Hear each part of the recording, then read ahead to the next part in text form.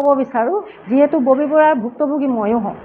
2023ত মই যিটো ভুগিছোঁ 17 মাহে ববী বৰাই মোক যিখিনি কৰিলে সেইখিনিতো পঢ়াৰ কথাই নহয় থানাত ৰেকৰ্ড আছে মোৰ ওচৰত গোটেইখিনি আছে আৰু আজি তেওঁ দেবেন্দাৰ ওপৰতো তেওঁ দেবেন্দা বুলিয়ে নহয় গোটেই দল সংগঠন গোটেই নিউজৰ যিমান আছে চবৰ ওপৰত তেওঁ পৰিছে তেওঁ কি চবকে নিজৰ ভৰিৰ তলত থ'ব বিচাৰে তেওঁ কি ইমান ডাঙৰ মানুহ হৈ গৈছে নেকি তেওঁ আৰু মই এইটোৱে ক'ব বিচাৰোঁ তেওঁ যিটো শাস্তি উচিত বিচাৰ যোনে যোনে লৈছে এই সভাখনত সেইটো উচিত বিচাৰে হ'ব লাগে তেওঁ ক্ষমাৰ যোগ্য নহয়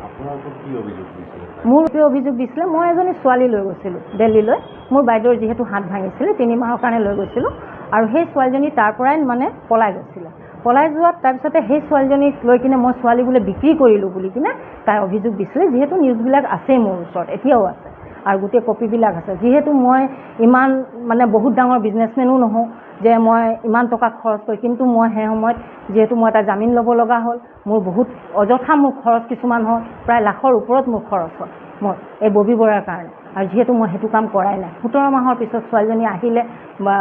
কেঁচুৱা এটা লৈ নিজৰ হাজবেণ্ড লৈ তাৰপিছতে মই থানাত দিলোঁ থানাত দি আপোনালোকৰ সাংবাদিকো এইটো পাইছে গোটেই পেপাৰতো দিছে এইটো বস্তু কিন্তু ক'ম যিটো তেওঁৰ ওপৰত উচিত বিচাৰ ল'ব লাগে তেওঁক ল'ব লাগে এইটোৱে যে তেওঁক সমাজৰ পৰা বহিষ্কাৰ কৰিব লাগে মই কওঁ আৰু 2 নম্বৰ হৈ গ'ল যিহেতু আজি 20 বছৰে তেওঁ এটা মহিলা সমিতি অকল তেওঁ প্ৰেচিডেণ্ট হিচাপে তেওঁৱে যে ৰুল কৰি আছে কিহৰ কাৰণে আৰু কি আমাৰ ইয়াত মহিলা নাই হা তেওঁ কয় যে ডুমডুমাৰ মুছলিমবিলাকে বোলে মহিলা সমিতিত জড়িত হ'ব নোৱাৰে সেইকাৰণে মই জাতিটোৰ নাম লৈছোঁ কিন্তু চব মানুহে মোক কোৱা নাই পাৰ্চনেল ববী বৰাই কৈছিলে এই বস্তুটো আৰু সেইটো কাৰণে কৈছোঁ যে কি মুছলিম সম্প্ৰদায়ৰ মানুহ কি মানুহ নহয় নেকি তেওঁ যে এইটো কথা যে ক'লে আৰু বীৰংগনা মহিলা সমিতি যে তেওঁ যে মহিলা সমিতিৰ অফিচত জেন্স যে সোমোৱাই কিনে এইটো কৰিছে কিহৰ কাৰণে এই অভিষেকো কৰিছে যে কিহৰ কাৰণে কিহৰ বাবদ কৰিলে এইটো বস্তু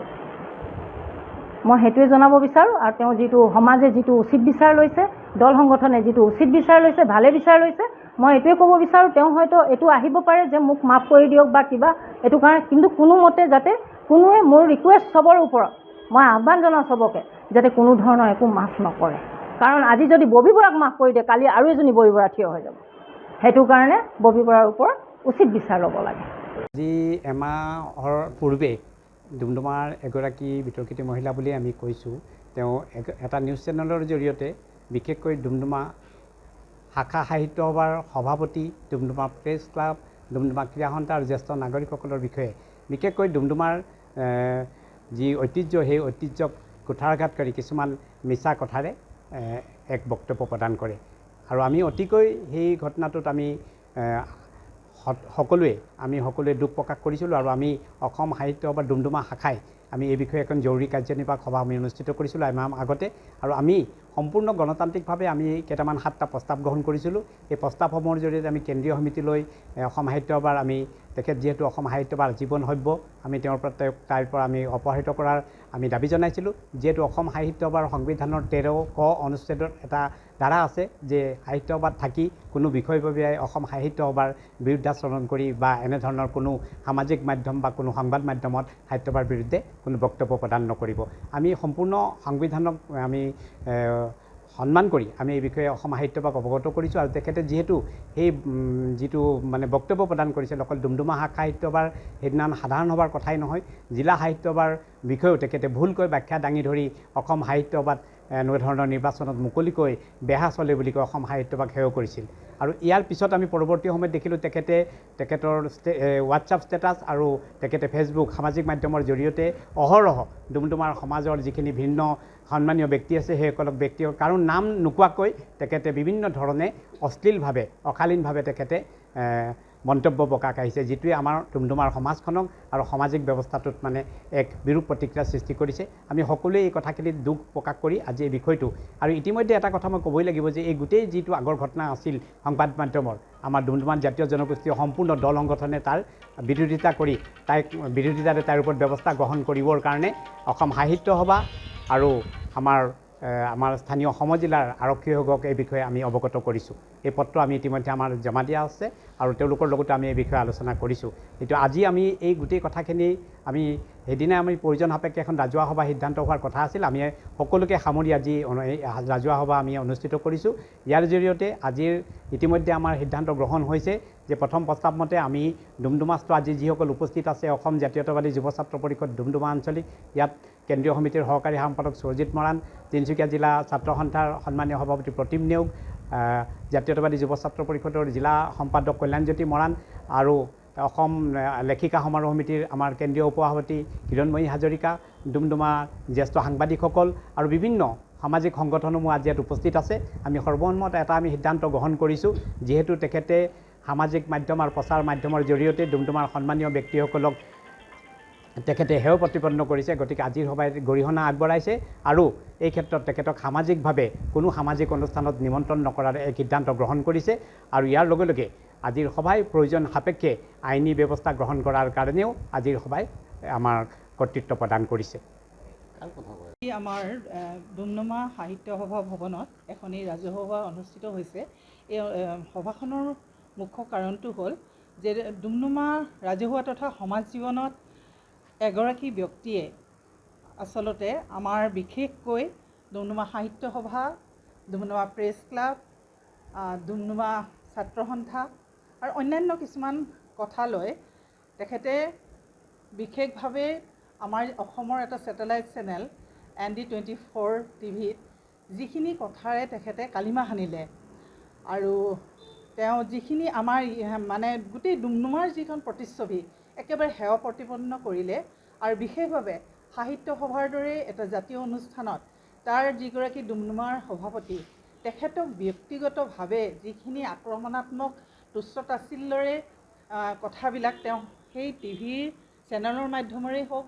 বা সামাজিক মাধ্যমেৰে হওক তেখেতে অতি ইতিকিংসক আৰু কিছুমান এনেকুৱা বাক্য প্ৰয়োগ কৰিছে যিটো কেতিয়াও ভদ্ৰতাৰ পৰিচয় নহয়। গতিকে সেইগৰাকী আমাৰ সভাপতি, বিশেষকৈ ডুমডুমা সাহিত্য সভাৰ সভাপতিগৰাকী, তেওঁ আমাৰ যিহেতুকে ডুমডুমা সাহিত্য সভা হৈছে শতদল সাহিত্য সভা, গতিকে সেইটো সন্মানত লগাটো অনুষ্ঠানৰ প্ৰতিগৰাকী ব্যক্তিৰ সন্মানত লগাটো স্বাভাৱিক। গতিকে এইটো কাৰণতে আচলতে এই যে ইমানখিনি হেয় প্ৰতিপন্ন কৰাৰ বাবেই আচলতে তেখেতে বিভিন্ন ৰকমৰ সাহিত্য সভাৰ লগত যদিও তেওঁ যোগাযোগ কৰিছিলে, সাহিত্য সভাই সেইগৰাকী বিশেষভাৱে এটা অনুষ্ঠানৰ লগত জড়িত কোনো এটা সিদ্ধান্ত তেওঁলোকে নোলোৱাৰ বাবে ডুমডুমাৰ বিশেষভাৱে আমাৰ দল সংগঠনবিলাক আছে, ছাত্ৰ সংগঠনেই হওক, অন্যান্য আমাৰ মহিলা সংগঠনেই হওক, সকলোকে লৈ আজি এই ৰাজহুৱা সভাখন অনুষ্ঠিত কৰিলে আৰু এই ৰাজহুৱা সভাত সকলোৱে এই তেখেতৰ বিশেষভাৱে এগৰাকী মানে নামটো কৈছোঁ যে ববী বৰা, তেখেতে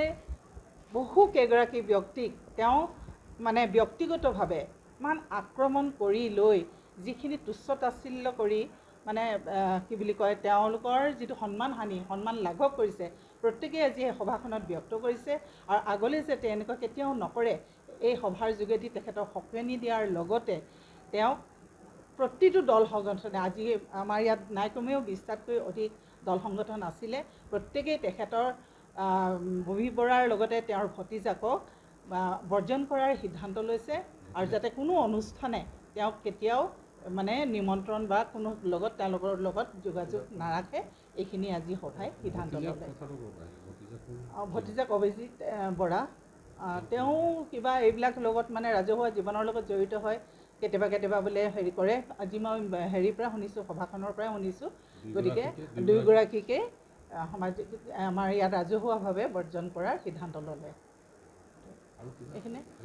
এইখিনিয়ে আচলতে মুখ্য কাৰণ। গতিকে তাৰমানে আচলতে ইমান এটা বেয়াকৈ তেওঁ মানে বিষ-বাষ্প বিয়পাইছে, ইয়াত কোনো ইয়াত শান্তিৰে থাকিব নোৱাৰে। তেওঁ যাকে বেয়া পায় তেওঁক লৈ তুচ্ছ-তাচ্ছিল্য সন্মানত আঘাত সানি মানে কৰে, কিন্তু তেওঁ কোনেও নকৰে। গতিকে সহ্যৰো মানুহৰ এটা সীমা থাকে। গতিকে সেইকাৰণে আচলতে এই বস্তুটো ৰাজহুৱা সভা আহ্বান কৰিবলৈ বাধ্য হ'ল। এইখিনি যিকোনো খবৰৰ বাবে যোগাযোগ কৰক 7099017330 লগতে 7099017110 নম্বৰত।